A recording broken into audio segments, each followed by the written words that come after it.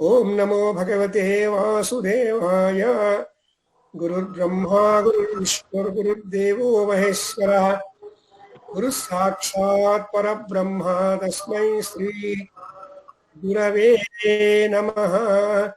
So today we can have a nice remembrance of the great Acharya, the Bhishma Acharya, otherwise also called as Bhishma Pitamaha. And after 1 month of himself being upon the Ampasaya, the arrow bed, he wanted to leave the world. And it happened to be Ekadasi. There are different versions. Somebody says that he died before or after and all that. But Ekadasi has its own significance. Some people say that it is a day when Vishnu Sahasranama was given to the Pandavas in the presence of Lord Krishna, and that was a Niryan time, and whatever it is. But somehow this particular Ekadasi day, Krishna remembered, Bhishma is calling me. I want to be there with all of you. And he is a wonderfully blessed person with all knowledge, and is a grandsire to all of us, is a Pitamaha. So let's go there. So Pandavas and Krishna went to Bhishmacharya. Then Krishna requested him to teach what is Bhagavan, Vishnu and all that. Then Bhishma told, how I can, you are there with them, you know everything, and they know you.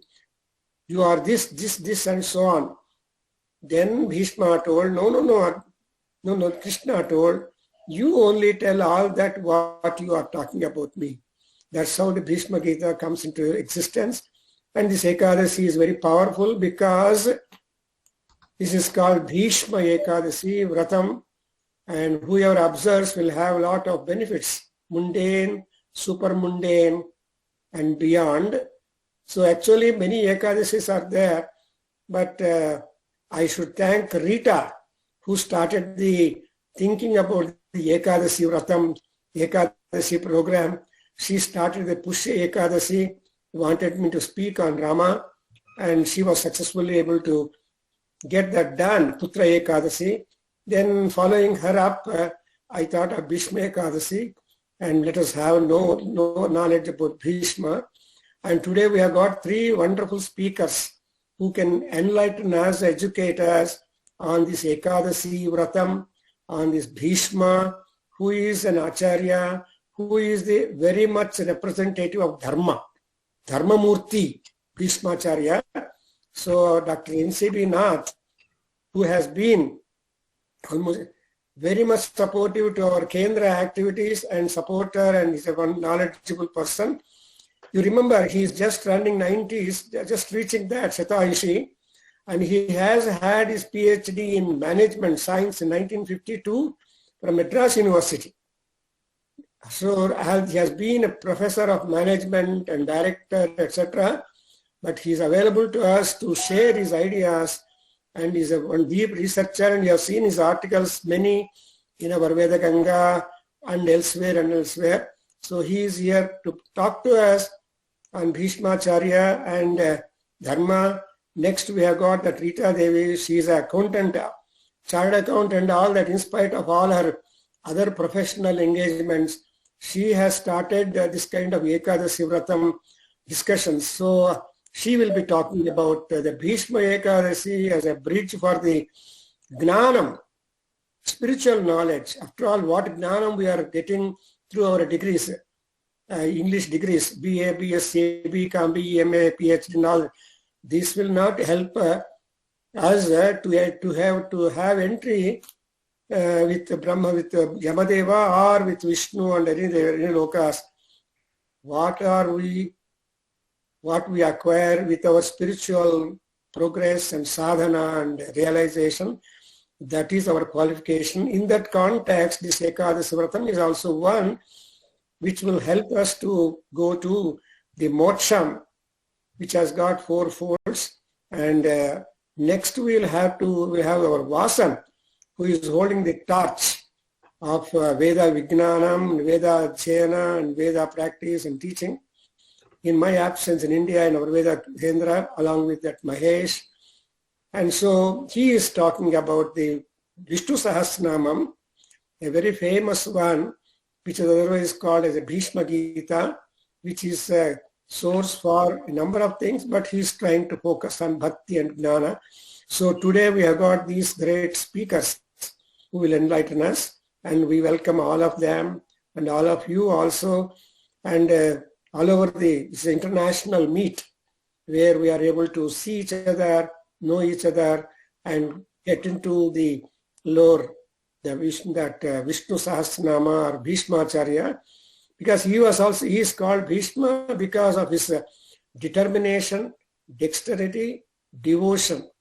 He is devoted to the throne of the Kurus, but not for the persons who sit on that. In fact, when Krishna asked, why you are fighting against in favor of adharma, is it fair for you? Then Bhishma has the answer, I cannot decide anything. True, I am fighting for adharma, so I can't outlive the war. I should end. But what to do? These Duryodhana and Dhritarashtra, they are sitting on the throne. So I have told my father, I will have to protect those people who are sitting on the throne. Therefore, I am fighting like that. So dharma and adharma, very difficult to decide. Kim dharmam, kim adharmam iti munayaha mumuhu. Even the great sages, thinkers, they also confused. They cannot decide. But still, we cannot leave it like that only. We have to have some thoughts on that. Now I request Dr. N.C.B. Nath Garu, who is with us, to bless us with his knowledge on Bhishmacharya. Now to Nath Garu. And first of all, let me thank the Prabhakari Dampati for giving me a chance to be with all of you, and all of you to listen to what I would share with you. Thank you very much. Before I start the presentation, I have a pleasant duty to wish happy returns of the day to Prabhakar Dampati. It is their marriage anniversary. Long time they are married, long time they will continue. Pray God that they get long life, good health, and all that is good in the world. God bless you, sir. God bless you, ma'am.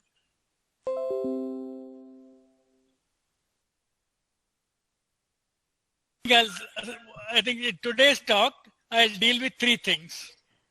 One is about Dharma Sukshma. The second is about how to interpret Namavali. The third is about Moksha Dharma. I'm going to deal with Bhishma as any other person and examine what he has done, what he has not done in the light of our own life experience. All of you know the story of Amba. It's an extraordinary story. A very powerful man like Bhishma went to Swayamvara as a proxy person. He wanted bride for his brother. I wonder, the Dharma Shastra permits somebody to go to a Swayamvara and then choose what is called the bride for his brother. This, in absentia selection of brides is very unusual. For example, the Kshatriya woman had a right to choose their husband. Amba did that.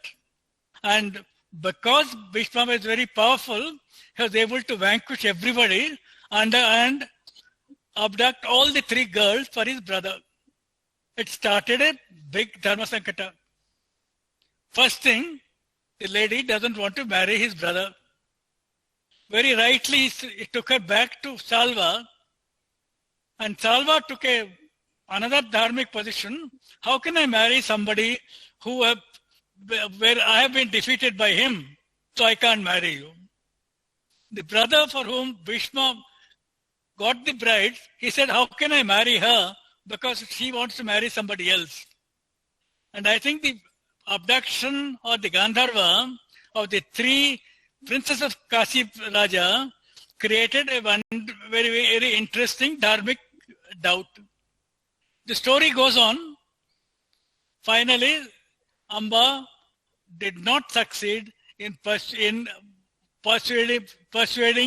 Bhishma to marry. He said, I can't marry you because I am taught to celibacy. I think Amba was an unfortunate victim of a very powerful person like Bhishma. If Bhishma did not take all the three daughters of Kasi Raja and to marry for his brother, Bhishma would have married Salva and lived happily thereafter.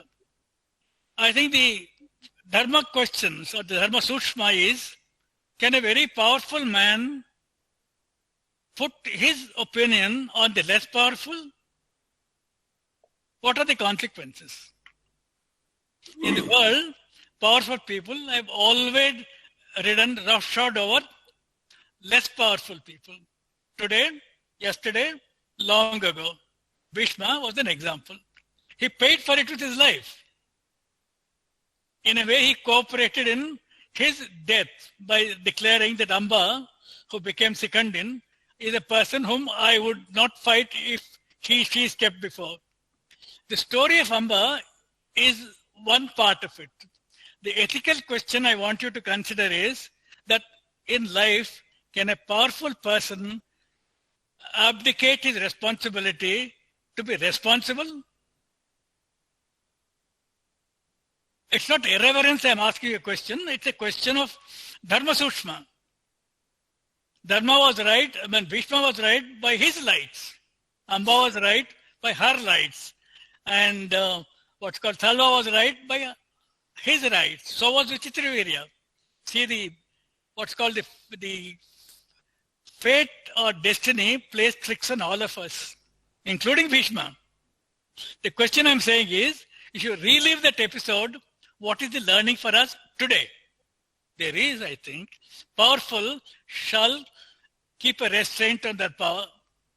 If the powerful don't restrain their power, there is nothing which can prevent anarchy. And Amba's story is a story of minor anarchy in two families. And the second episode I want to deal with is Karna. For some reason, Bhishma did not like Karna, whatever the reason. There could be many. One of them could be, he wanted to put, as a good Kshatriya, he wanted to put down a Apati Sutaputra. I suppose that was the norm of the times. Putting down somebody you don't like, it happens day in and day out in the world. Now the issue is that he was not a Sutaputra is known. In the conversation between Krishna and Karna, he says, yes, people know that I am not a Sutaputra. But they didn't know who he was.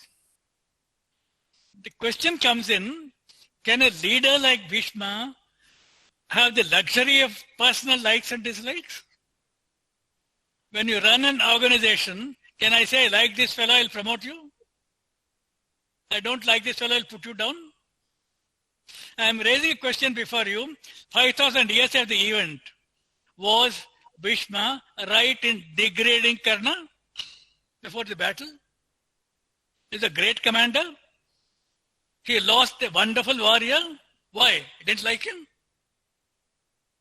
Now, the question comes in, can a leader have the luxury of personal likes and dislikes? Perhaps not. If you exercise that personal like and dislike, the chances are you will lose, not the other person. The third one is another interesting question I would like to raise with you. Namely, was he just, I think Pravakar Sahib mentioned about discussion with Bhishma and Krishna. I'll pick up another point of it. Was he right in fighting an unjust war? He knew that it's unjust. He argued with Dhritarashtra and Duryodhana that they should not have a war. But when the time came, he was the greatest of the killers of the entire war, if you do the casualties, I think the casualties in Bhishma Parva is more than anybody else. Because it's long, because he was a great warrior. Right man on a wrong side is not new in human history. It's happened. It happens.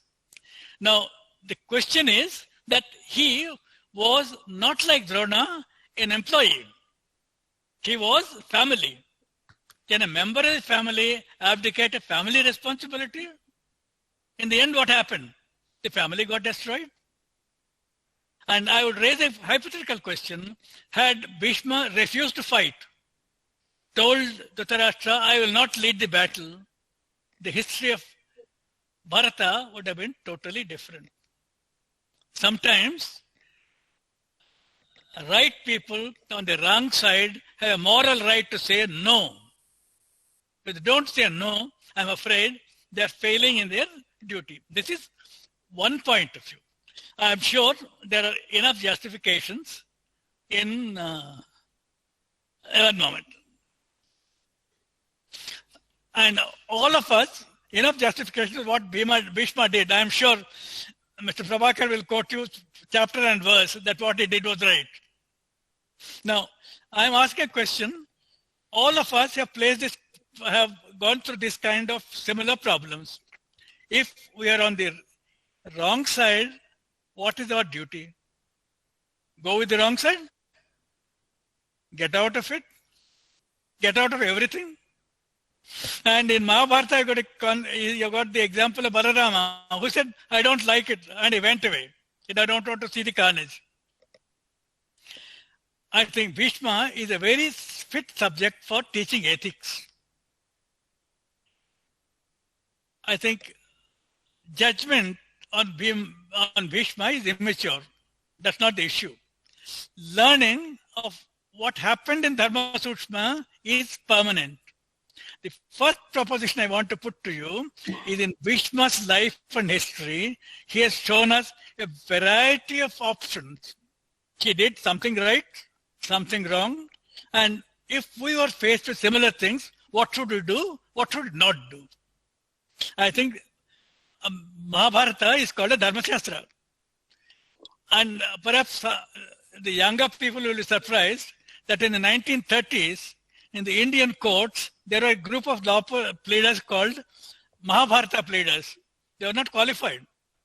But they used Mahabharata as a Dharma Shastra to convince the rights and wrongs of litigation. The judges in the British India accepted it. I do know of Mahabharata lawyers being very prosperous lawyers without recourse to what's called the British law. And about a few days ago, in the Indian Supreme Court, in a case of sexual harassment, quoted Mahabharata to buttress what's called their views. Mahabharata is a living text. It's not an old story. It is with us for many, many generations. Look at Mahabharata as a text, as a guide, not what they did, what they might have done. Let us use our mind, our intellect to understand what they had done to do what we should do. We are not going to be Bhishmas, but we can certainly avoid the excesses of Bhishma's life. Now, the second issue is, just one moment, sir. Now, the second issue I want to deal with is what Prabhakar Sahib mentioned about Namavali. Vishnu Sahasranama is attributed to Bhishma. He is not the author. He is the collector. He says, Rivihi Parigitani. They sang, and I collected them. Now, it's not actually, if somebody wants to nitpick, it is not 1,000 names, it's 1,029. And the number changes with the combination and what's called splitting of words. That is immaterial. It says 1,000 plus minus names about Almighty. Now, I would like to ask a very fundamental question in interpreting it. Can you describe God who is undescribable in words? What does the Nama say? One of the Namas is undescribable. That is, he can't be apprehended. He can't be apprehended by our senses.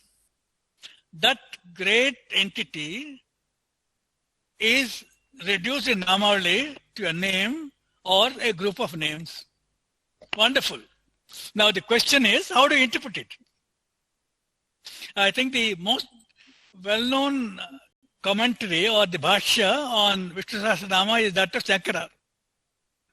Wonderful text, simple, straightforward. Can be understood by almost anybody. But then society did not accept it as the only bhashya. The great Yamunacharya said, Shankara Bhashya does not interpret Vishnu Sahasranama in a way it should be interpreted. The Visishtadvaita, what's called the commentary on Vishnu Sahasranama should be written. He asked his Ramanujacharya to do it as his what is called dying wish. Ramanuja asked his successor, Parasara Bhatta, to do the commentary. Parasara Bhatta's commentary is a wonderful, very academic, extraordinarily competent commentary. The difference, as they say, is the Vaishnavas give greater importance to the Saustilya and Sauhardra of God. He is kind. The kindness is not gnana. The kindness is from the heart. Now, those interested in the Bhashya of Parashara, I think translations are available, both original in many languages. I would recommend you please read it. It's a delight for a scholar. Then Madhvacharya, what's called the scholar of scholars, he has come out with a totally different interpretation. He said that every nama has got 100 meanings, and he is supposed to have given examples. Now, if every nama has 100 meanings, you've got a lack of meanings for Vishnu Sahasranama. Which meaning is right? Now, as far as I know, I am not able to get any reference either to 100 names or a lack of names. But the Palimaru Matha of the Vaita Matha has published 3 volumes giving each nama 20 meanings. There is another interpreter called Baladeva Vijayabhushana who represents the Gaudiya Vaishnava system. He has argued out the entire Vishnu Sahasranama from the point of Radha and Krishna. Now, when you got a plethora of interpretations, the question is, what will you follow? Surprisingly, there is no rule for interpreting a nama. There is a rule for interpreting what is called the Samhita mantras. That is, but even that has been flouted, and you've got so many different interpretations of Veda mantras. Now, the question that I would like to raise is, if people will recite Vishnu Sahasranama, good enough. That is good enough to get merit. All those who recite may not understand, and those who want to understand have a large choice. Now, the question I would like to say is that this culture of what's called bhashya has been a problem with our literature, both kavyas and what's called spiritual texts. Prabhakar Sahib used to talk about Bhalinatha story, about how he says that, Vyakhya Dushmurchita of Kalidasa, when he talked about Bhalinatha story, is Vyakhya of Kalidasa. Now, similarly, which commentary would one take? I would ask scholars, can you think of what is called a general guidance for how you interpret Namavali? There I am told about at least about 40, 50 Namavalis. The problem applies to Lalita Sahasranama. How do you interpret that one? Of course, you've got Bhaskar Raya's wonderful commentary. The question I would like to raise you, friends, is that you got a great text. You got number of opinions. All of them can't be right. Now the basic question is, our Bhashya system has created a situation where the Bhashyakara interprets more than what is there in the text. I'll give you an example. Shankara considers Bhagavad Gita as a Gnana text. Ramanuja considers it as a Bhakti Gnana text. Madhva says it's a Bhakti text. What is it? All of them? None of them. But go to the text itself. In the Uddhava Gita, Bhagavan has said, this is this, this is this, this is this. Gnana is for this person, and Bhakti is for this person, Karma is this first person. Sometimes, forget the bhashyas, go to the text. And I will also suggest, sir, that there is a subject called hermeneutics. Hermeneutics started as a subject of interpreting Bible. Today, it has become very large inquiry into meaning of meaning. And I would recommend, sir, that scholars, mumutsus, interested people, please pay attention to meaning of the Nama. Reciting Nama is very good. I also do it. The Vinyoga Phala is different from understanding. You can recite with understanding, without understanding. God understands. And those people who talk about Vishnu Sahasranama, I would only say, sir, please choose your Bhashyakara. If you're an Advaiti, quote Shankara. If you're a Dvaiti, quote Parashara. If you like Madhva, please quote Palivaru Math, because Madhvas I don't have any. If you're a Gaudiya, quote Baladev Vidyabhushana. And I have done comparative evaluations of 200 namas for all these commentators. It's a very interesting paper. It runs about 400 pages. God willing, I'll finish the job. At 92, don't have much time. Let's see. And if Namavali is a question of interpretation, the basic question I'm asking is, forget about Bhashyakaras. What did the Rishis mean by singing this song? Describing an undescribable with very limited thing called words. Have I got the impossibility of the situation to your mind, sir? I'm not saying don't recite Vishnu Sahasranama. Inquire into it. Inquire what it might mean, what it means to you. Then let me go to the third part of it, which is even more complex. Most people who read Mahabharata never come to Shanti Parva. I found very few people who have read Shanti Parva, either in translation or original. It's a fantastic, Parva. Moksha Dharma is a part of threesome. Bhishma advises Yudhishthira about Raja Dharma, which has become very popular in politics these days, Apad Dharma, and Moksha Dharma. And the commentator Nilakanta says that Dharmaraja asked Bhishma, Apad Dharma, Raja Dharma are interesting, but I want to know something which is for great good of humanity. That's how the Moksha Dharma came into being. Moksha Dharma is for the good of humanity. What does it say? As far as I know, let me also tell you, it's about in 56 chapters with 16 samvadas and nearly 2,000 verses. As far as I know, there is no critical evaluation of Moksha Dharma chapters. There are very many papers, specific instances, specific samvadas, and I would request that somebody please put together what the Moksha Dharma chapters say. And I would also like to mention to you that is an extraordinarily, Catholic way in terms of what's called Bhashyas. It gives importance to what's called Charvaka. It talks about Lokayata. It also talks about Kapila Sankhya. And the second, third level Sankhya teachers, it is not one system of philosophy.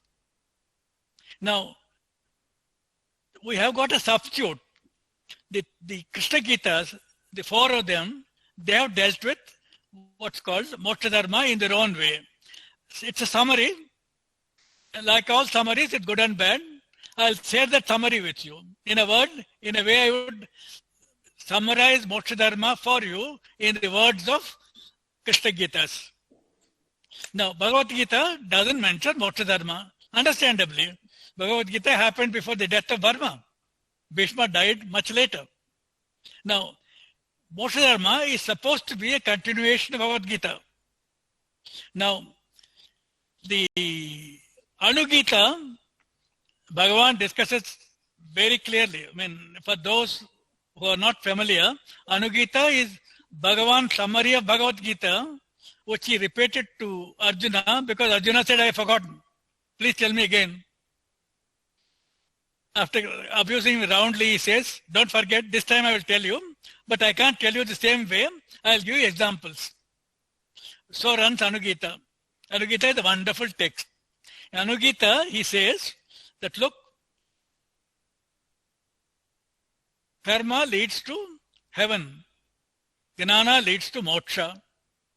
There's nothing more to add. I'm quoting a verse. And he also has a rider, practice yoga for 6 months. You'll reach there. Very unusual kind of statements, no? Anugita, in the last part of what's called the middle part of the Moksha Dharma summary, he says this. According to Anugita, Moksha Dharma is Gnana, is substance of all Gnana. You move to Uddhava Gita. Uddhava Gita is a Gita preached to Uddhava, his old friend. It is the last word of Bhagavan in that particular avatara. He has got something very interesting to say. In Uddhava Gita, he says, the questions you asked, or the 12th Uddhava, the same questions Dharmaraja asked Bhishma. Bhishma answered them. I was there. I listened. I'll tell you. And then he says that Moksha Dharma is enriched with Gnana, Vairagya, Vijnana, Shraddha and Bhakti. Listen to it very carefully. There is no Bhakti in Anugita. Bhakti is very much a part of Uddhava Gita. I think reconciling the text will be a great help. Now, if Moksha Dharma is Gnana, wonderful. If Moksha Dharma is Gnana plus Bhakti, equally wonderful. But what is it? I think the inquiry into the fundamentals of text is something which I don't find very common. I wish scholars, students inquire and ask questions like an old fellow like me is asking. Why this? Why not this? If there is no curiosity, there is no learning. Accept what people say, but also reject them. Now, I'll summarize what I'm saying by saying that we started with a great person who led a full life, did mistakes, did great things, paid for it. Then he was become a model of dharma.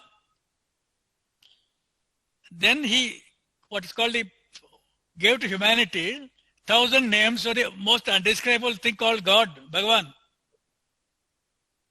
Then he gave Moksha Dharma, which can be interpreted as Gnana, can be interpreted as Bhakti, and he gave us a legacy of what is called 1,000,000 verses of Mahabharata. I wonder how many of you remember that Mahabharata was never 1,000,000 verses. It started with a small, what's called kavya called Jaya, with 60,000 verses. it became Bharata with 6,000 verses. It became Bharata with 60,000 verses. It became Mahabharata with 1 lakh verses somewhere in antiquity. If you want to look at dates, if Mahabharata was 3000 BC, we are talking about a document of 5,000 years before us. What a wonderful gnana they are given to us. As inheritors of great gnana, great behavioral conundrums. They are not told you this is right, that is wrong. If you do this, this will happen. I think this question of dharma is very subtle. As Prabhakar Sahib was saying, right, wrong, dharma, adharma, gnana, agnana are extraordinarily difficult things to understand. Now, if gnana is sukshma, if dharma is sukshma, moksha dharma is gahana, very deep, far more difficult to understand. And Bhishma has given us dharma shastra examples, and has given bhakti in terms of Vishnu Sahasranama. He has given moksha dharma, where you got options of gnana, bhakti and karma. He's a great soul, great thinker, one of our ancestors. We are proud of him. Thank you very much, sir. So, thank you very much, sir. You have given a wonderful analytical approach and study, and also inspired people to start thinking, because indescribable is described by Bhishma. And we cannot capture who is that Bhagavan. And you have covered very interesting, important points which will make us all think and study and know more and more. Especially you brought all the acharyas also into picture, because Vishnu Sahasranama's interpretation is never complete. And so thank you very much, sir, for your participation, for encouraging. Thank you, sir. And we wish more and more wonderful gnana is given to us as and how possible, and bless us all. And we pray that God should give you Shatamanam and beyond with health and prosperity. God bless you, sir. Thank you very much. Thank you very much. Now we have another powerful speaker, a spiritualist, working for Ramakrishna order of Vedanta and all that. And in spite of so many other busy engagements, our Rita ji is staying in Atlanta, Georgia, and she's a finding for us, for our Vedanta Kendra. And now already she has participated in one of our programs on the annual day. Now she is again appearing to share on the Bhishma Ekadasi, a bridge for the Gnana. And just now Dr. Nath mentioned Mahabharata, the original name is Jaya. So that's 6,000 verses. And now people call this Ekadasi as a Jaya Ekadasi. And later on, a number of other names could be given. But by name Ekadasi, it is a wonderful plus. Always we have got that plus sign. 10, 1 to 10 is one unit. From 10, the beginning says 11 is the beginning. That is plus 1. That plus 1 is Paramatma. That is Mahavishnu. And number of meanings could be given for why Ekadasi, why fasting, why fasting is necessary, and all considerations are there. But anyway, today happened to be the Ekadasi when we have beautiful time where we can be knowing more and more about this. So now I request Rita ji to deliver a talk and enlighten us all with ideas. Thank you. Namaste Prabhakar Garu and Professor Nath and all the other scholars. I am very humbled. I think it's Prabhakar Garu's generosity that he's encouraging people from other walks of life to be able to share some thoughts. So I'm not a scholar in this field, but an enthusiastic student, I would say. So I'll start with a prayer from the Rig Veda. It's a common prayer. Samano mantras Om Samano mantra samiti samani Samanam manasah chittamesham Samani va akuti samana hridayani vaha Samanamastu vo mano yatha vasu sahasati. Common be your prayer, common be your end, common be your purpose, common be your deliberation, common be your desires, unified be your hearts, united be your intentions, perfect be the union amongst you. It's from Rig Veda chapter 10, verses 191 through 194. The translation is by Swami Yatishwarananda, and it is a Vedanta Press publication. So my talk today is Bhishma Ekadashi, a bridge for Jnana.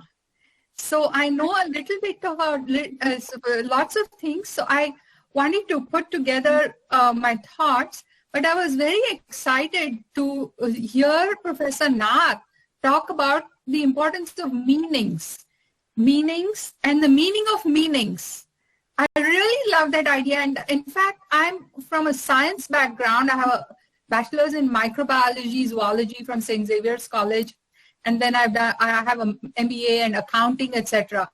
But all those things have taken me away from the true sense of what life is about, and what brought me back is, of course, the pursuit of meaning. And the book that has transformed my learning process is a book called Metaphors We Live By. So in this book, the idea is that we used to consider simile, alliteration, figure of speech, all these things are just figurative tools, devices of linguistics. But this author, Lakoff and Johnson from the University of Berkeley, they propose that metaphors are in fact the backbone of our very thought and concept.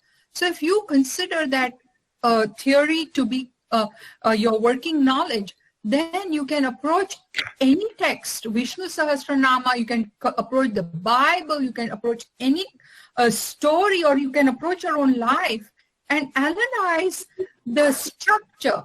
If you understand the concept and use the expressions and look at the actions, then immediately you know what is the reality that is being portrayed. Okay, so that is where I'm coming from, the metaphoric representations in the stories of Ekadashi. That is what I used. And I found out that the Ekadashi stories are usually considered to be Bhakti Marga.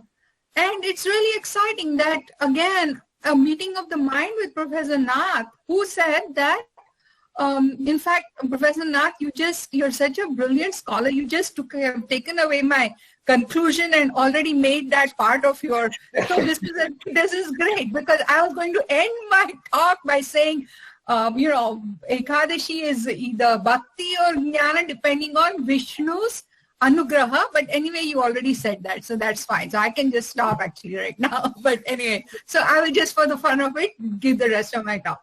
So the bridge for Jnana. Here we go. I'm kind of using a lot because of my science background, and also from the idea that, you can't have everything based on faith. Vedic knowledge requires our mind and our faith to be combined. So prajna and prana. So the current mode of spiritual life is, bhakti is enough without inquiry into what you're believing in. No, but the Vedic scholars always said, question, like Professor Nath said, question, inquire, and then be convinced, and then believe. Don't believe, or don't keep on questioning just for the sake of putting something down. Don't do that either. But both need to go hand in hand, is what our ancestors have taught us. So that is the present thing I'm going to follow, but let me see. I have to share screen here. Present now. So this is Bhishma. This is the next verse. So in this talk, although written over a period of time, Ekadashi stories are found in many Puranas, for example, Padma, Skanda, Matsya, Bhavishya, and many instances. And the stories are narrated by Lord Krishna in answer to Arjuna's question. When did Ekadashi take birth? From whom did she appear? What are the rules of fasting, etc.? So the stories have a common thread of meaning. And I came up with this because of my examination of metaphors in all the stories. Ekadashi Mata, the common story is demon Mara had subdued all the demigods. You all probably know all these stories. The demigods approach Lord Shiva, who sends them to Lord Vishnu. Lord Vishnu battles with Mara for thousands of years and then gets tired and falls asleep. Then Ekadashi Mata emerges from Lord Vishnu's sheath and defeats Mara. The Lord awakens and grants her a boon. Ekadashi receives the boon to deliver the any person, any sin, whatsoever they have committed. If they observe the fast and then pray to her, they will receive moksha. So now in modern times, though, when you mention the word Ekadashi, somebody might say, oh, that's all about fasting. Oh, why should we fast? There are other better fasts going on anyway. So let us see what it means to modern people. What does fasting mean to modern people? There's a diet, there's paleo diet, Mediterranean diet, intermittent fasting, religious fast, Ramzan, Lent. So you see, fasting is prevalent in all cultures, modern and ancient, and all religions. What is special about, now I have put up a slide about Jain fasts, where they go for 8 days, water perhaps. So what is special about Ekadashi fasts, where you're told not to eat this or not to eat that, etc.? See, most religions prescribe fasting and prayer as spiritual practices. For example, now Lent has just started for Christians, okay, where you can give up food for 40 days or you can just give up meat or something like that. But fasting for the Hindu tradition means upavasa. Upavas means to live close by to God, to live near the divine.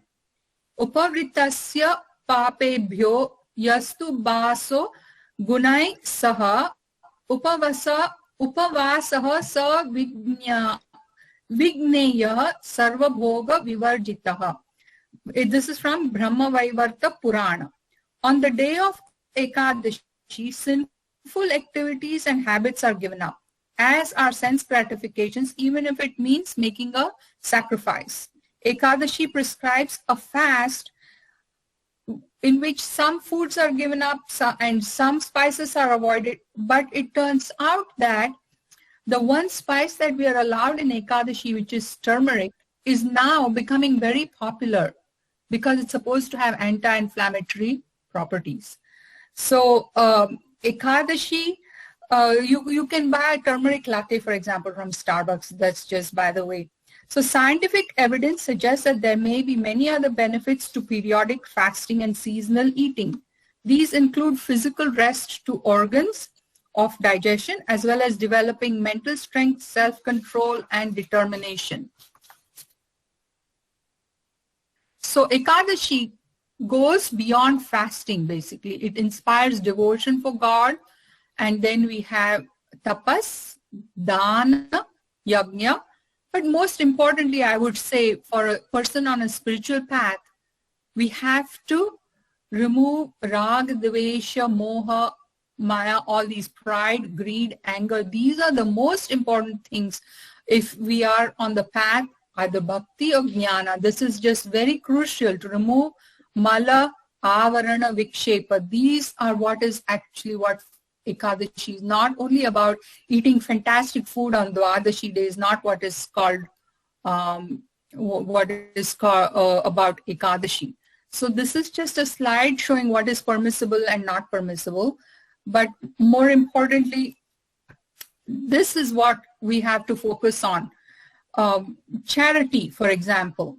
In the Bhagavad Gita, we know, Abhyasepya samarthosi mat karma paramo bhava madartham api karmani kurvan siddhim avapsyasi. This is from chapter 12, verse 10. Those who cannot constantly remember God should practice simple work for Him. In whatever work they perform, they should cultivate the intention that they are doing it for the pleasure of the Lord. In household life, a major portion of time goes in the maintenance of the family.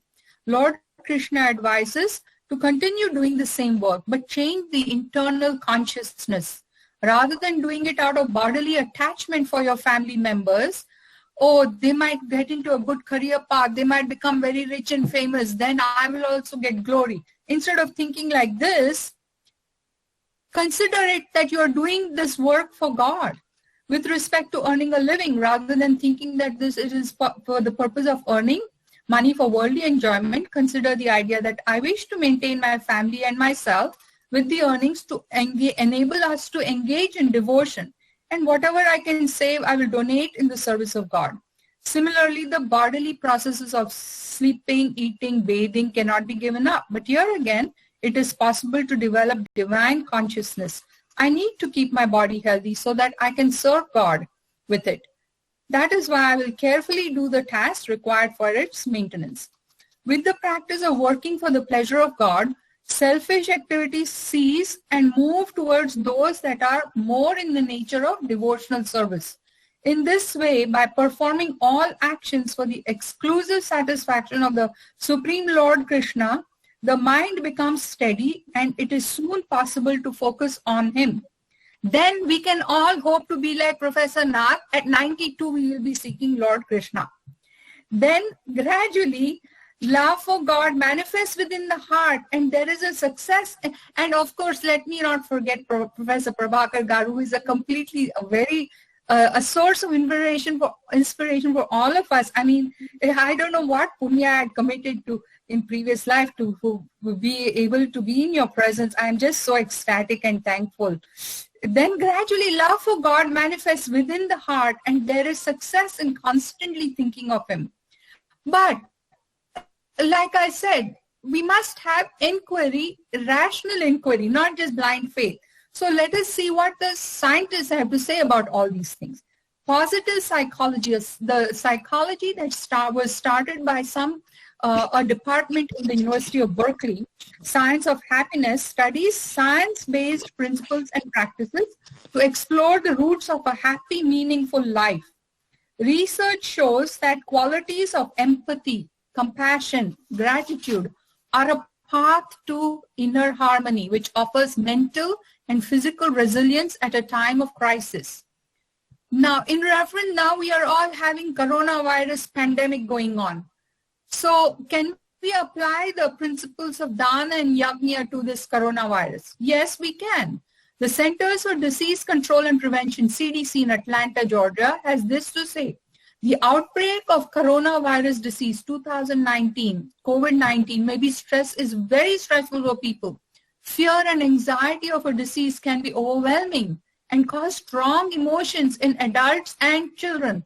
I know that this, for example, from personal experience, I'm finding out that people who are not eligible to receive the vaccine are getting the vaccine by hook or by crook. Where is dharma in this? There's no dharma. We have to apply our dharma in this particular situation, especially now.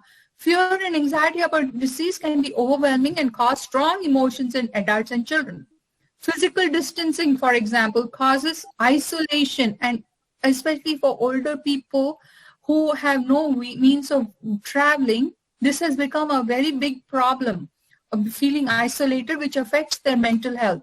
So the one scholar who has written a famous book called Flow, F-L-O-W, Flow, Mihaly Csikszentmihalyi, a leading scholar in the field of positive, says, repression is not the way to virtue. When people restrain themselves out of fear, their lives are limited. The vulnerable in our community are healthcare providers, first responders, older people with chronic diseases, and people who have mental health conditions. The CDC recommends taking care of yourself. This is on their website, by the way. The CDC recommends taking care of yourself, your friends, your family. Helping others cope with stress makes our community stronger. It seems, at least appears to me, that the Ekadashi principles of caring are now more relevant and more important than ever before. So you see, what science is still struggling to find evidence. So combine science with faith and we get the path that we need to follow. So my next idea I'm going to talk about. So what I have done here is gone through all the Ekadashi stories, picked out the metaphors. So the metaphor for fasting, metaphor for the other, what did I say, charity, and then you will see that Ekadashi is associated with lunar cycles. Why the lunar cycle is so important for Ekadashi? Does the moon have an effect on human beings and their environment? In the Skanda Purana, Lord Shiva tells Goddess Uma, those who do not observe an all-night vigil on Ekadashi are rebuked by the Vaishnavas and their piety is destroyed. Well, that is faith. Good. Ekadashi prescribes remaining watchfulness on the Ekadashi night with attention directed at the divine.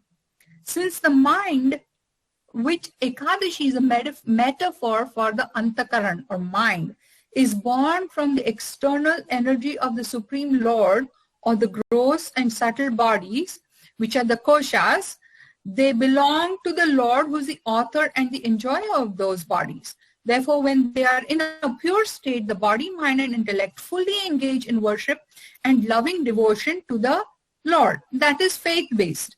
So, if you look at the science of it, a study in 2013 conducted with 33 volunteers found that it took on average 5 minutes longer to fall asleep during a full moon, even though the study was conducted in a sleep lab where the light was regulated. Volunteers also spent 30% less time in deep sleep. An example of the environmental effect of the phases of the moon. Okay. An example of the environmental effect of the phases of the moon is that corals lay eggs on full moon day. However, despite a lot of scientific evidence, empirical science has only a partial understanding of the true nature of reality, which we call turiya or pure consciousness. And why is that? One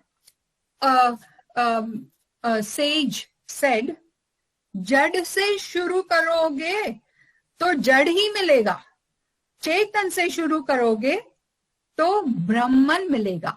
Now this is not original from me. It's Swami Sarvapriyananda ji from New York.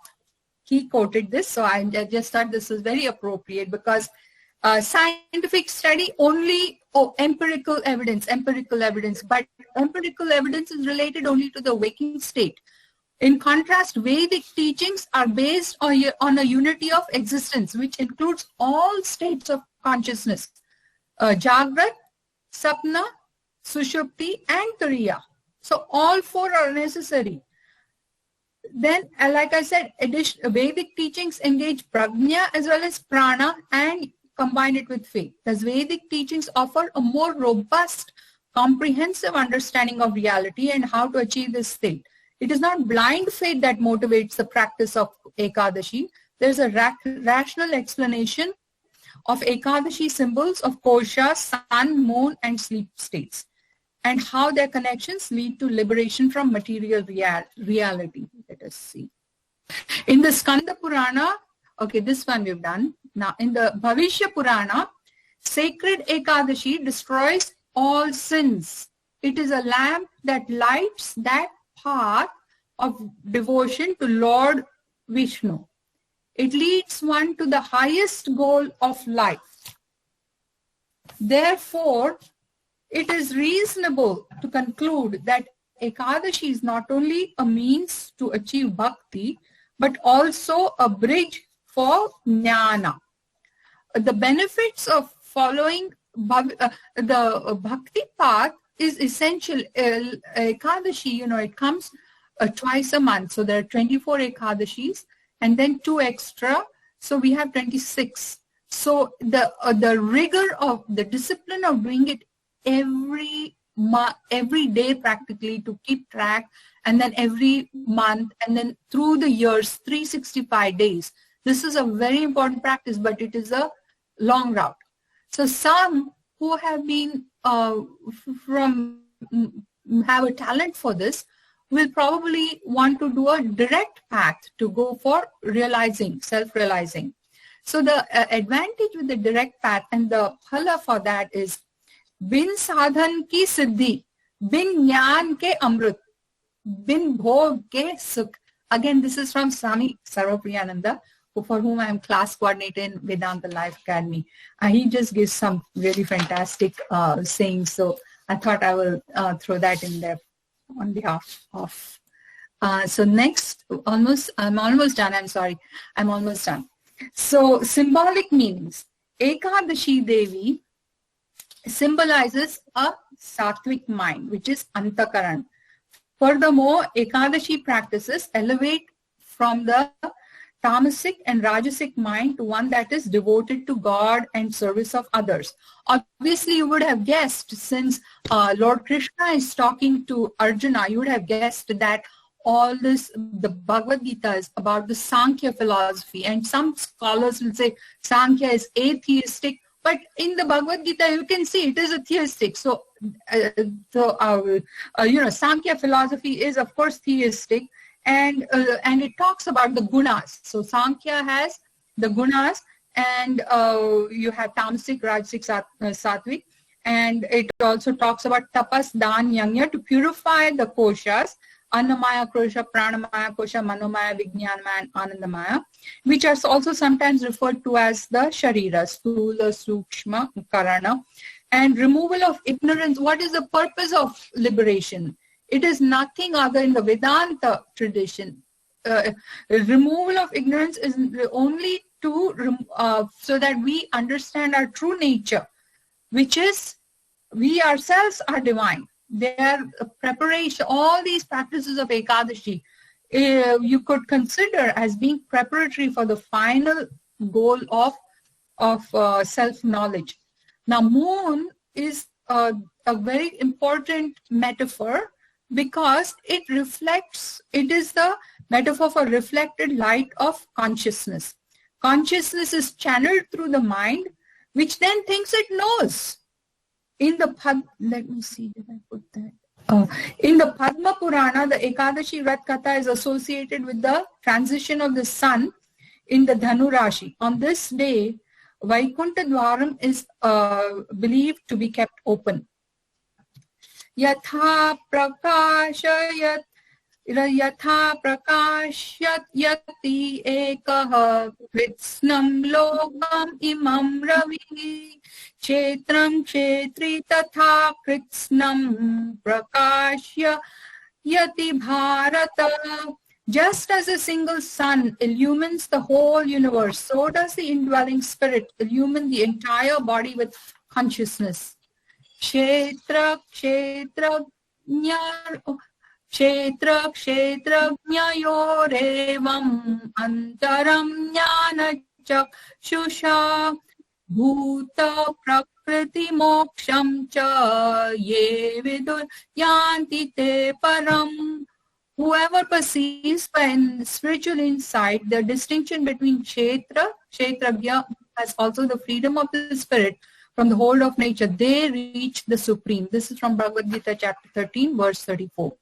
So this basically in the Ekadashi story then, we realize that Ekadashi Devi, when she removes the demon Mura, basically the whole war is going on within ourselves. You could consider the dualistic, but it could also mean the Advaita Vedanta, where Buddhi is held captive by Avidya and is rescued by Viveka Shakti of Ekadashi Devi. Through steadfast practice, discipline and determination, which are of course the qualities of Bhishma Pitamaha whom we are celebrating today, eventually the goal is reached, which is realization of knowledge, jnana. The seer, the seen and the act of seeing are one. Tattvam Asmi. Bhishma Ekadashi is a bridge for jnana.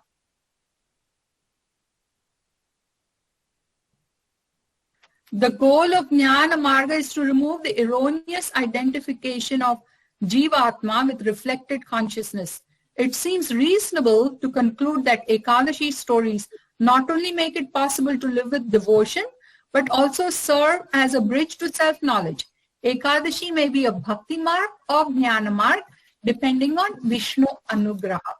Now, in conclusion, I will read the first verse I will read the first verse from a text, Drigdrishya Viveka, an inquiry into the nature of the seen and seer and the seen, which is attributed to possibly Vidyaranya, the author of Panchadashi.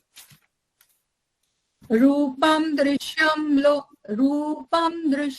lochanam drika tadrishyam drukatu manasam drishyadhirutayasyakshi drugeva natu drishyate.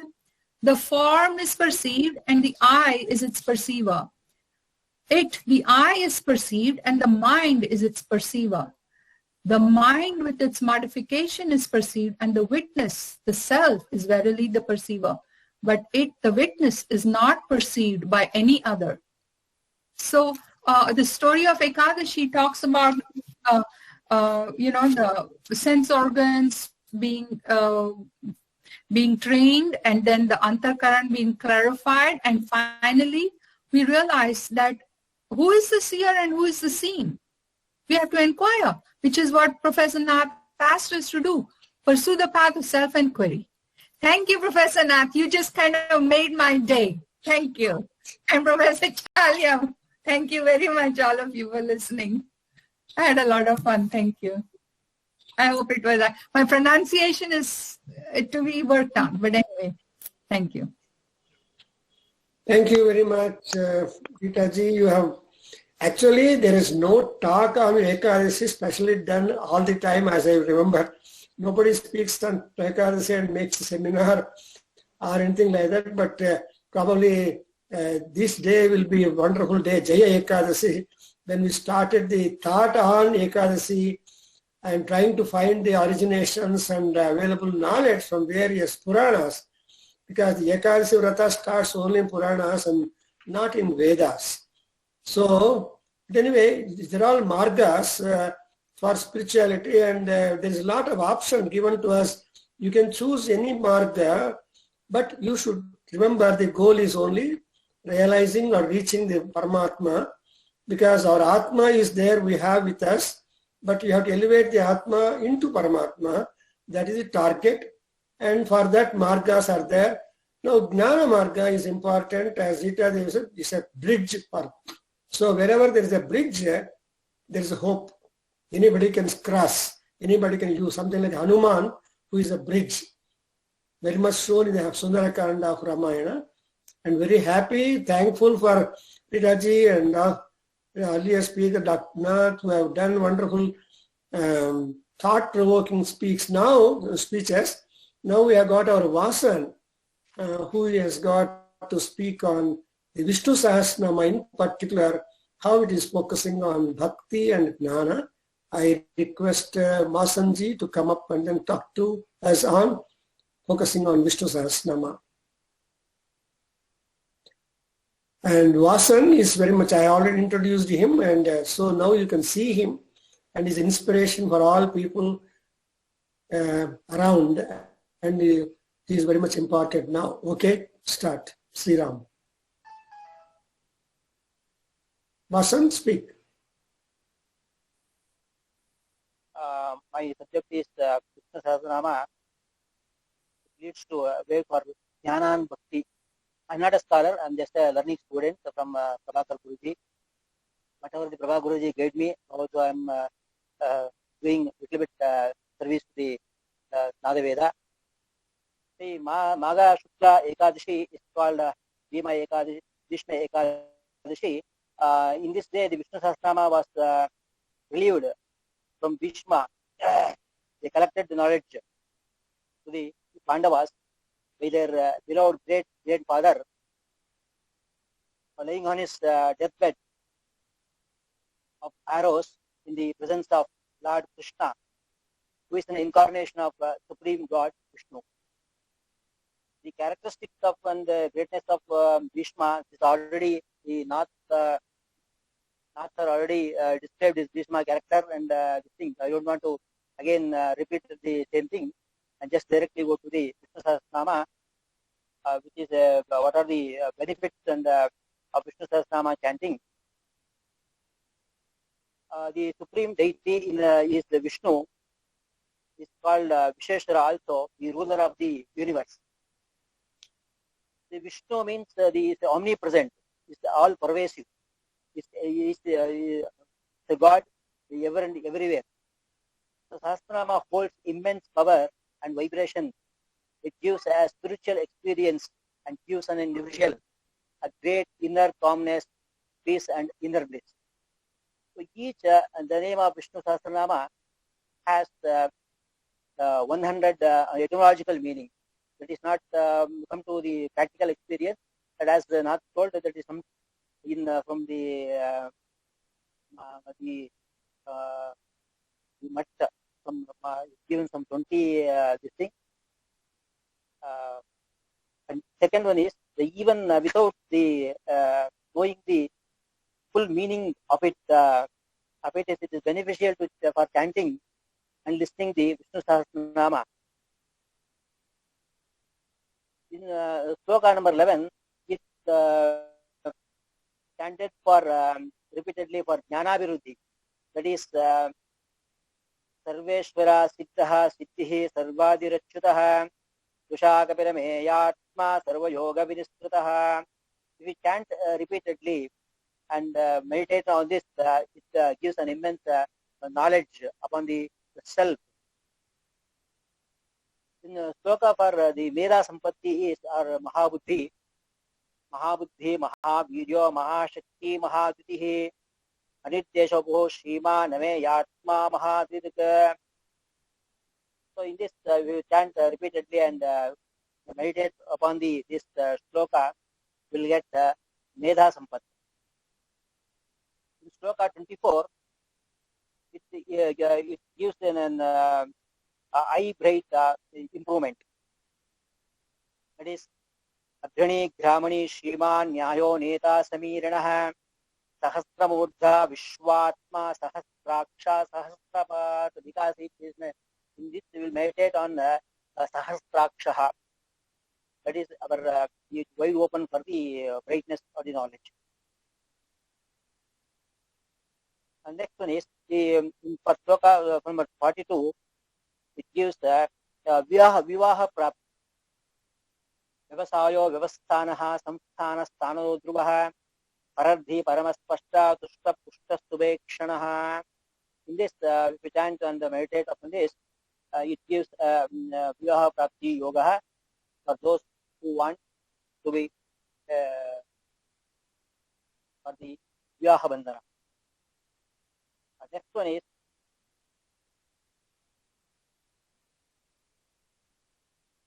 it helps to in relieving the stress and focus on the positivity of life. The sloka number 44. Vaikunta Purusha Pranaha Pranasa Pranava Prutuho Hiranyagarbha Shatrugno Vyapto Vayuradokshajaha.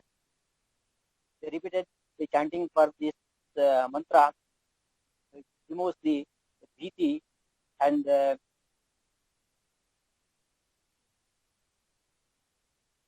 removes the Manasika Bhiti. And the number sixth one, this shloka, it brings out all around growth and knowledge. In shloka number 46, Vistarasthavarasthano Brahmanam Bijamavyayam Artho Nartho Mahakosho Mahabhogo Mahadanaha. It is the overall growth for the knowledge. Number 7, it helps to overcome the bad luck and the curse of any individual.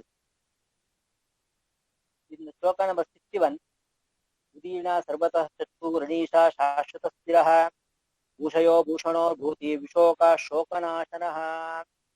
So, if we chant this shloka, then we'll remove all our sorrows.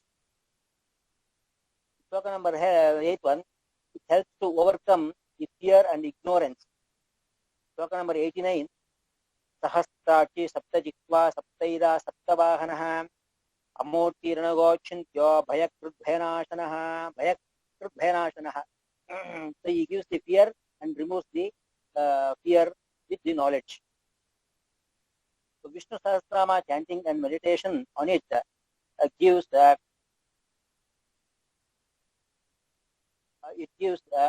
immense knowledge of self and bring us close to the Supreme Lord. And it removes all these sins.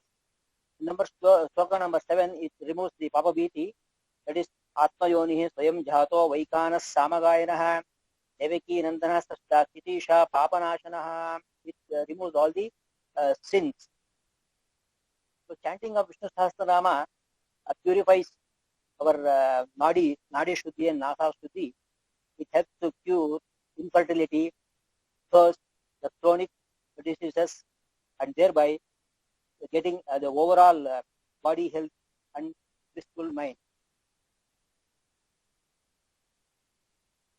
So the conclusion of this Vishnu Sahasranama chanting regularly brings an endless benefits. It influences free from any kind of fear, the diseases, the birth and the death. We gain a higher consciousness that make us to understand the reality, truth, and focus our mind towards the introspection and meditation. In total, the chanting of Vishnu Sahasranama bestows an abundance of blessings from the Supreme Lord. In the Indian philosophy scriptures, Vishnu Sahasranama is a familiar and famous among devotees other than the Shiva Sahasranama, Ganesh Sahasranama, Lalita Sahasranama, etc. Vishnu Sahasranama Stotram has a very high value spirituality and scientifically also. The term Vishnu means omnipotent, and through Vishnu Sahasranama we meditate on our 1,000 names, which are the attributes of the for mind. If we meditate and with meditate with the unconditional love, that is Nirvyajya Bhakti, we one with Supreme Soul, and we feel the universe as the Vasudhaiva Kutumbakam, because it is everywhere, and it is Brahmamayam Jagat. The scientific view with the anatomy of our body and life through Vishnu Sahasranama. Vishnu Sahasranama composed from a Brihati Sahasra, the Yajna mantra of Peter, 36 letters of 1,000 mantras belongs to the Brihati Sahasra, becomes a 36,000 letters. So each nama of Vishnu Sahasranama is taken from one mantra of Brihati Sahasra, become 1,000 namas of Vishnu.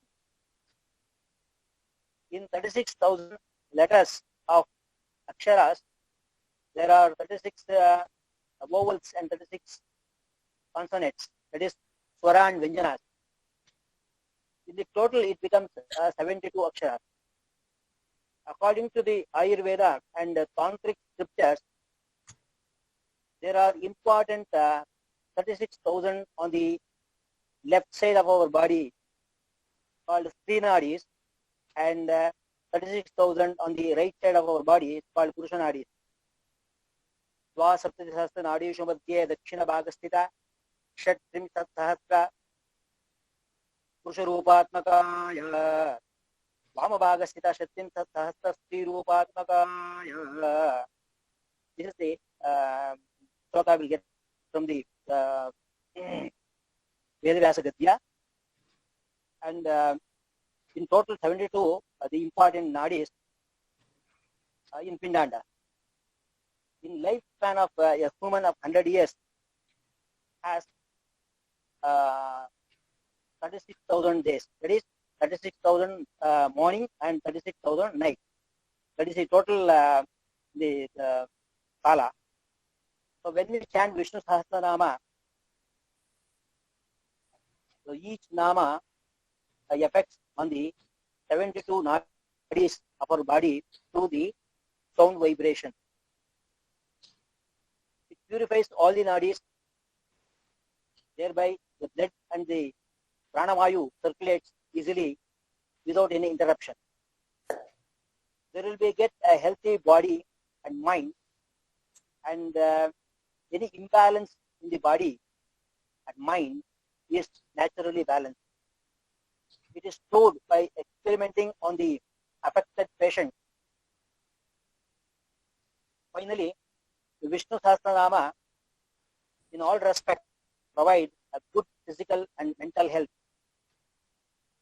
and through continuous chanting and meditation with anusandhana, the sadhaka attain a spiritual goal and attain moksha, that is one with the Supreme Lord.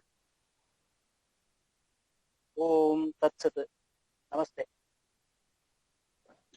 Thank you very much, Vasan. You have wonderfully presented the application, practical application of reciting Vishnu Sahasranamam, and you have quoted the slokas, not simply quoting, now given the number, but you recited the corresponding. So 108 slokas of Vishnu Sahasranamam refers also to the 27 nakshatras, and in fact with Vishnu Sahasranamam reciting, even the BP and sugar complaints and some chronic complaints have all gone up. Individually, people have got experience that Vishnu Sahasranama ranks very high. It's really bridge for Jnana. It is a source for Jnana, an inspiration for Jnana, Bhakti and all that. Because being worried about the mundane pressures and pleasures, people lose sight of this Sahasranama Stotra, or one Nama itself is powerful. Very much thankful you have made wonderful search to find out something. But Vishnu Sahasranama, I have seen some people who specialize and practice Vishnu Sahasranama to remove so many problems, and more so the high blood pressure is brought to normal, 80/120. And there was one person by name Srinivasa, who was a software engineer, and he was experimenting and trying to help people. And at one time, we had his lectures arranged in our Kendra to practically demonstrate how that Vishnu Sahasranama verses individually or collectively help. Because Bhayakrut Bhayanasanaha, that is, he is one who gives us fear, and who gives fear, we should only be knowing the remover. Something like in snow in Western countries, Surya gives plenitude of snow. Today in Chicago, there's 20 inches snow. But since yesterday and today, sun is working very hard to make the ground appear in its true color. Though anavarne ime bhumi yam cha saucharodasi. So he's making the anavarna, no color.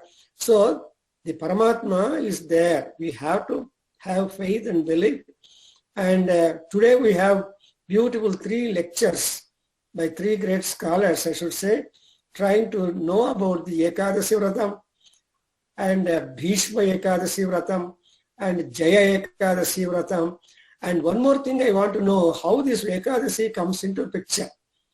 And Mahishya Purana gives a story that the Vishwadevas are there. You know, we have got the Vaiswadevam rite to be performed by all Grihasthas. before to purify the food before they serve to the guests or before the inmates of the house people eat. So Vaiswadevam, there are mantras in Mahanarayana Upanishad for that. So it so happened that the Vaishnava on this particular day, they came to have a dip and snana in a lake in a forest. And at that time, one king, frustrated not having the son, went to forest to do some puja and tapas. But incidentally, he found the rishis just coming out from the bath and all that. Then he just respected them, worshipped them. Then the rishi asked, what is your problem? Have you anything? Then he said, I have no son. I want to get a son who can rule the land after me. I'm getting older. Then they said, this is Putra Ekadasi, Pushya Ekadasi. This day you worship Vishnu, and all Ekadasis are meant for Vishnu. If you worship Vishnu, you will get a son. So Ekadasi is Vishnu Ekadasi, and any avatar of Vishnu would be done. And I think this is one of the origins, how the Ekadasi comes into being referred by the Vaishvedevaha. From Vedic, though it is not a Vedic origin, but the Vedic gods don't remain only in Vedas. They will be wandering all branches of literature. So they are found in Upanishads, they are found in Puranas, they are found in the Navagrahas, so they are found in the Vratas. So their mythology is a variable mythology. So you cannot say, if you talk about any event, again Indra, Varuna, Agni, all these gods reappear and they manifest, and through the prayers they receive. Like that, this Ekadasi Vrata is such a wonderful Vratam. And fasting, because Upavasa it is called. Upavasa does not mean fasting, but is only trying to stay close by to the Paramatma. To be close to Paramatma, options are there. I think Shankaracharya won't recommend much about Ekadasi Vratam. Only the Madhva and Vaishnava, Ramanuja and others might recommend the Ekadasi Vratam, fasting more so, etc. But actually, Shankara does not like the fasting Vratam much, because his philosophy is Bhiksha Ushadam Bhujyatam Swatmana Stiyatam. You should eat bhiksha, food, as a part of aushadham, so that your spiritual practices will not be hampered. Just remember the stomach and its need, hunger. So hunger is a very important thing, and that has got to be, and it's a painful one. We can't remain with pain and then think of spirituality. You should satisfy it to minimum extent and see that going. That's what I think Shankara's view regarding that. However, but minimum, see, mitam bhunjita, hitam bhunjita. That is what is the formula which our ranks, smartas will say like that. Whatever it is, Ekadasi Vratam means it's only Vishnu, emphasis on Vishnu, and the Vishnu's glory is very much presented in the Vishnu Sahasranama, and Lalita Sahasranama is also equally potential, because all Vishnu's names are masculine gender and all Lalita's name are feminine gender. So you can always make that kind of change and get the benefit of whether it's Lalita or Vishnu. So Ekadasi Vratam is important. I wish all these people will submit their papers, will just present them in Vedaganga, and beforehand we get the report of that in our next March issue of our 3 lectures, and all of them have sent their writes up, and we'll present that. Moreover, our Seshachalaya has recorded the entire program. It will be sent to you, the link, and you can enjoy all the others who could not attend, because it's a working day. Tuesday is a working day. Many people could not attend. So for the benefit of them, we are arranging that also. Now I request the Seshachalaya to give his remarks and conclusion, because he is the master, webmaster, and doing a lot of this internet service, making the Neyadaveda Channel Kendra live globally, Vishwakhyati, because the programs we are having. And one more announcement is that this Saturday, that is 27th, Magha Suddha Purnima, very auspicious day. There are only 4 Purnimas among 12 Purnimas in the year. One is Ashada Suddha Purnima, Ashura Purnima, Kartika Purnima and Magha Purnima. These are very important Purnimas. On that day, we are going to have a wonderful sermon lecture by Murali Madhavan, a Kerala University professor. She is expert in the Narayaniyam. She will be organizing many programs in Guruvayur Krishna temple. And so I have requested him. He will be talking to us on Narayaniyam, its aesthetic implications, and also practical spiritual applications. So that these days we have also Narayaniyam classes running here, and in India also everywhere going, but it is becoming popular because Narayaniyam is a kavya written by Bhattatari, Malpattur Bhattatari, and 1,000 slokas. The entire Bhagavatam is containing 18,000 slokas, and our Bhattatari has reduced into 1,000 slokas, and our Gurus, Madhavan Subramanya Shastri, has put into 700 slokas called as Bhagavata Saptasati. And I think by next week or soon, that Bhagavata Saptasati copies will be ready, and I will be sending the e-copies also to you. So by reading 700 select slokas of Bhagavatam, we get the moksha. And with this, I will just request Sesha Chalai Garu to conclude the whole session. Very much thankful to all of you whoever are present here, and expect them to be back again on Saturday on 27th to enjoy again talk on Narayana. This Narayana is pervasive always. Thank you, Guru Garu. It is today is a very wonderful day, so that we get the knowledge from the three different speakers. NCB sir, we took only the tirtha from your ocean of knowledge. So we expect more knowledge be shared with us in future days to come. Rita ji, yours is a lightning speech. We very much enjoyed. Thank you, Rita ji. Vasan sir, you given us the insight of the what Vishnu Sahasranama tells to the common people. Thank you, Vasan sir, and we appreciate your and we are in the guidance of you in Bangalore with the Kendra activities. Thank you, sir. Thank you, everybody, and especially I thank Guruji for giving us this opportunity, and he only arranged all the speakers, and he is the motive behind us. Thank you, Guruji. Thank you, Prabhakarji, and thank you one and all. And I request everybody to join further speaks to come. Thank you all. Thank you one and all. Thank you, sir. Sarve jana sukhino bhavantu. Om Sahana Bhavatu. Please recite. Sahano bhunaktu sahaviryam karavavahai tejasvinavaditamastu ma vidvishavahai. Om Shanti Shanti Shanti. Harihi Om. Sarvam Shri Krishnarpanamastu. Shri Vasudevarpanamastu. Shri Veda Purusha Ashirvadostu. Om Tat Sat.